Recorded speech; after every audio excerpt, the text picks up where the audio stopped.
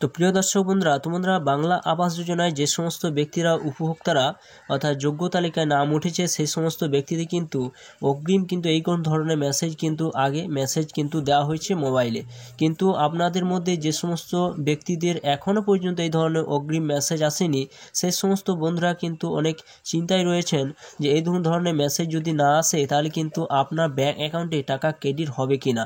কিন্তু এই নিয়ে বিস্তারিত আলোচনা করব ভিডিওর মাধ্যমে। তো তার আগে মুখ্যমন্ত্রী মমতা বন্দ্যোপাধ্যায় যেদিন টাকা সেন্ড করে সেদিন কি বলেছেন তো আপনারা সম্পূর্ণ সেটি দেখুন এবং চ্যানেলটা অবশ্যই আপনারা সাবস্ক্রাইব করে রাখুন। আপনাদের না হলে আপনারা টাকা পাবেন কিনা এবং কাদের এই মেসেজ দেওয়া হচ্ছে, কেন তার আগেই অগ্রিম দেওয়া হচ্ছে, সম্পূর্ণ আপনারা এই ভিডিওর মাধ্যমে জানতে পারবেন।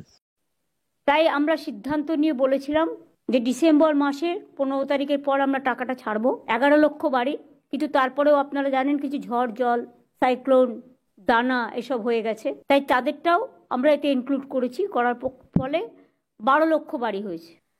আজকে একটা ঐতিহাসিক দিন এবং রাজ্য সরকার তার সীমিত ক্ষমতা সত্ত্বেও নিজের টাকা থেকে সম্পূর্ণ নিজস্ব টাকায় বাংলার বাড়ি গ্রামীণ প্রকল্পে রাজ্যের 21টি জেলার 12 লক্ষ যোগ্য পরিবারকে বাড়ি তৈরির জন্য প্রথম কিস্তির 60,000 টাকা করে তুলে দেবে। আজকে টাকা সরাসরি তাদের ব্যাংক ও পোস্ট অ্যাকাউন্টে চলে যাবে।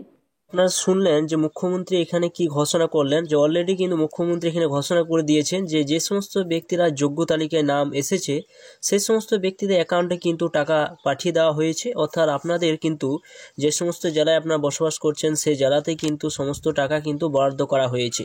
কিন্তু যাদের এই ধরনের মেসেজ আসেনি অর্থাৎ অগ্রিম, কিন্তু সেই সমস্ত ব্যক্তিরই কিন্তু মেসেজ দেওয়া হয়েছে। মেসেজ দেওয়ার পর সেখানে কিন্তু উল্লেখ করা রয়েছে যে আপনার 60,000 টাকা আপনি প্রথম কিস্তি টাকা আপনার ব্যাংক অ্যাকাউন্টে ক্রেডিট হতে শুরু হয়েছে বা ক্রেডিট হবে।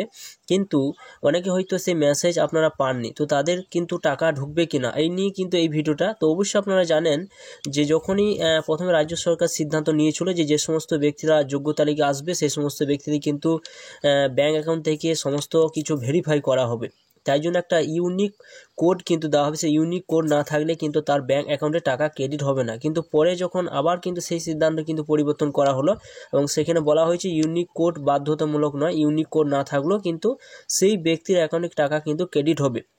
আবার অনেক ব্যক্তি দেখা গিয়েছে যে যে সমস্ত ব্যক্তিদের ইনএলিজিবিলিটি পর্যায়ে ছিল তারা কিন্তু যখন অ্যাপ্লিকেশন করেছিলেন, অ্যাপ্লিকেশন করানোর পর তাদের বাড়িতে আবার সার্ভে হয়েছে এবং যাদের বাড়িতে সার্ভে হয়েছে তারা ভাবছেন যে আমার বাড়িতে সার্ভে হয়েছে, আমি নিশ্চয়ই আবার এলিজিবিলিটি পর্যায়ে থাকবো, আমি নিশ্চয়ই টাকা পাবো। তারা কিন্তু আবার অনেকেই এই অপেক্ষায় রয়েছেন। কিন্তু আপনাদের বলি যে আপনাদের যে এলিজিবিলিটি পর্যায়ে রয়েছেন কিনা বা আপনি মেসেজ পাননি তার জন্য আপনার ব্যাংক অ্যাকাউন্টে টাকা ক্রেডিট হবে কি না তার জন্য কিন্তু আপনাকে আর কিছুদিন ওয়েট করতে হবে। অর্থাৎ এখানে বলা হয়েছে যে 15 তারিখ থেকে 31শে ডিসেম্বর মধ্যে সমস্ত উপভোক্তার ব্যাংক অ্যাকাউন্টে কিন্তু সমস্ত টাকা কিন্তু সেন্ড করে দেওয়া হবে। কিছু জেলায় কিন্তু অলরেডি কিন্তু টাকা পৌঁছে গিয়েছে, অর্থাৎ ব্যাংক অ্যাকাউন্টে কিন্তু উপভোক্তার অ্যাকাউন্ট টাকা ঢুকে গিয়েছে। কিন্তু এখনও পর্যন্ত অনেক ব্যক্তির অ্যাকাউন্টে কিন্তু এখনও পর্যন্ত টাকা কিন্তু ক্রেডিট হয়নি অর্থাৎ ঢোকেনি। যে সমস্ত ব্যক্তিদের SMS আসেনি এবং তারা হয়তো যোগ্য তালিকায় রয়েছেন, তো সেই সমস্ত ব্যক্তিরা অবশ্যই ওয়েট করুন। মেসেজ না এলেও কিন্তু আপনাদের ব্যাঙ্ক অ্যাকাউন্টে কিন্তু টাকা কিন্তু ক্রেডিট হবে। সেটা কিন্তু NFT মাধ্যমে কিন্তু টাকা সেটা কিন্তু সেন্ড করছে। তো আপনারা ধৈর্য ধরুন, অবশ্যই কিন্তু আপনারা টাকা কিন্তু পেয়ে যাবেন।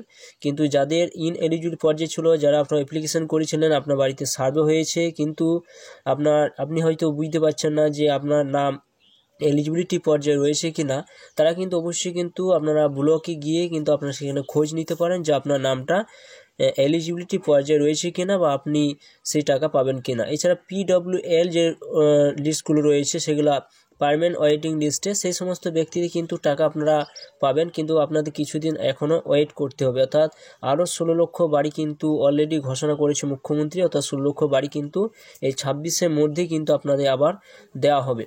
তো আপনারা অবশ্যই ওয়েট করুন এবং ভালো অবশ্যই লাইক করুন, চ্যানেলটা অবশ্যই আপনারা সাবস্ক্রাইব করে রাখবেন, পাশে থাকা বেল আইকনটি অবশ্যই আপনারা প্রেস করে রাখবেন। পেজ থেকে দেখলে অবশ্যই পেজটা ফলো করবেন।